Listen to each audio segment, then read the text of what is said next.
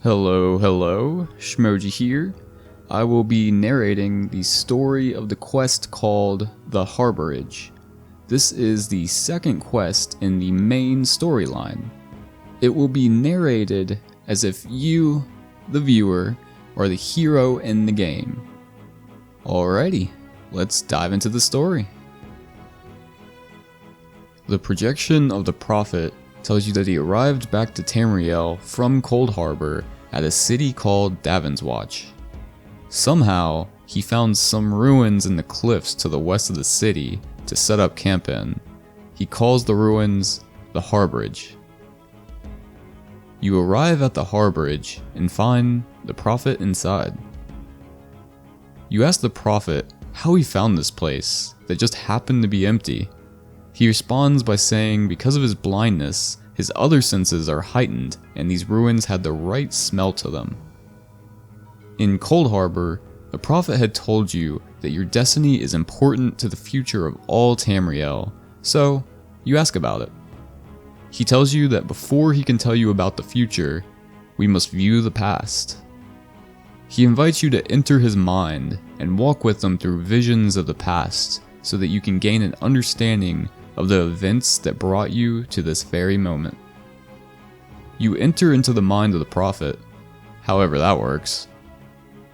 The prophet says his part of the story began when he awoke on the steps of the Abbey of the Moth Priests. He had no memory of his past life. The Moth Priests took pity on him because he was weak and near death. They took him into their fold. At this point in his story, you are wondering, who exactly are these Moth Priests? The prophet says that it was with them that he first set eyes upon the Elder Scrolls and devoted his life to their study. This makes you think that the Moth Priests must be caretakers of the Elder Scrolls. Well, I guess they could also be thieves and they stole the scrolls, but it doesn't sound that way.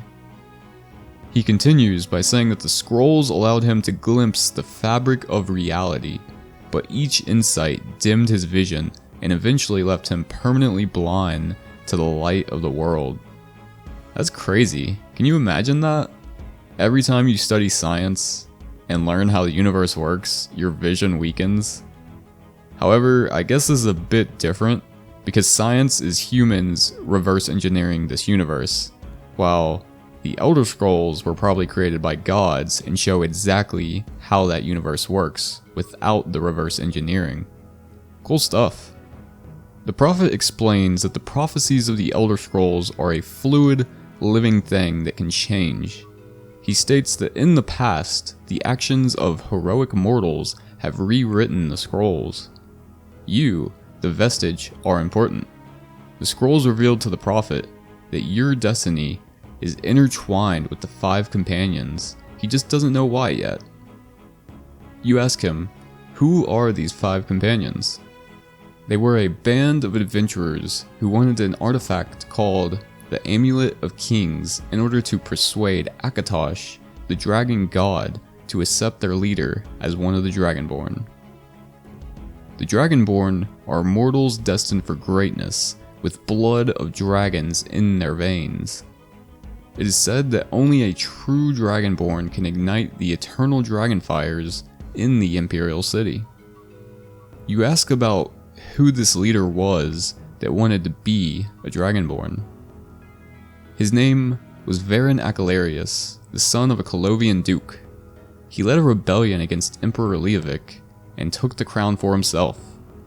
In accordance with tradition, those on the Ruby Throne are supposed to be Dragonborn, but Varen Acalarius was not. Inside of his brain, the prophet shows you the 5 companions.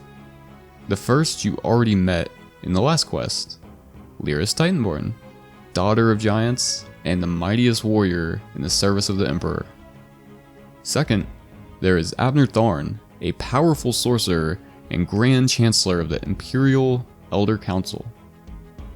Third, the Redguard Swordmaster Sai Sahan, leader of the Imperial Dragon Guard.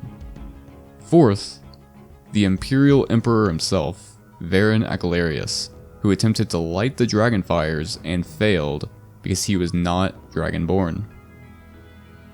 And fifth is the traitor, Mannimarco, the King of Worms, a powerful necromancer and the person that killed you. Mannimarco convinced Varen that the Amulet of Kings could be used to perform a ritual that would rekindle the dragon fires that he could not light himself. He claimed this would please Akatosh and entice him to adopt Varen as one of the Dragonborn. He wanted to be the Dragonborn because even though he took the Ruby Throne as the new Emperor, he feared he would always be thought of as a pretender unless he was Dragonborn. The 5 companions walk over to the Dragonfire Brazier to perform the ritual. Varen claims he is Dragonborn, but nothing happens. Then, Mannimarco's true colors show, saying that the veil between Tamriel and Oblivion now tears and splits asunder. His master, Moloch Ball, is free to claim Tamriel for his own. The prophet explains that Mannimarco began stealing souls to power the dark anchors that pull Tamriel closer to Oblivion. You ask what went wrong in the ritual to cause the veil between worlds to break. He explains that Akatosh gave Alicia the Amulet of Kings as a symbol of his covenant with Nirn. As long as the amulet remained in the care of Alicia's heirs and the dragonfires remained lit, Tamriel would be protected from Daedra. However, Mannimarco tricked Varen into breaking this covenant. The Elder Scrolls named this event the Soul Burst, since it gave Moloch Ball the opportunity to disconnect the souls of Nirn from their hosts. That's why you were a Soul Shriven in the last quest. You ask what happened to the 5 companions. Varen was lost. In the chaos of the moment, Sai Sahan took the Amulet of Kings and fled. Lyris was captured by Mannimarco and delivered to Cold Harbor, the realm of Moloch Ball. Tharn remains Chancellor of the Elder Council, and his daughter, Clivia, rules as Empress Regent, but the true power remains in the hands of Mannimarco and his worm cult. You ask what happened to the Prophet during all of this. He tells you that he figured out Mannimarco's plan and was sent to Cold Harbor, where the two of you met. Inside his mind, you see a dark anchor that the Prophet told you about earlier. He states that if the Lord of Brutality and Domination is successful, he will merge our world and his own into something called a plane meld. Few will survive, and those that do will be enslaved for all eternity. The responsibility of stopping Moloch Ball and his dark anchors falls on you, according to the Prophet. You leave his mind and return back to reality. He explains that you must gather your own companions in order to defeat Moloch Ball. This means you must go back to Cold Harbor and rescue Lyris, who you previously left in order to save the Prophet. However, he needs some time in order to pinpoint her exact location. Bringing you into his mind took quite a toll on the Prophet, so he needs to rest.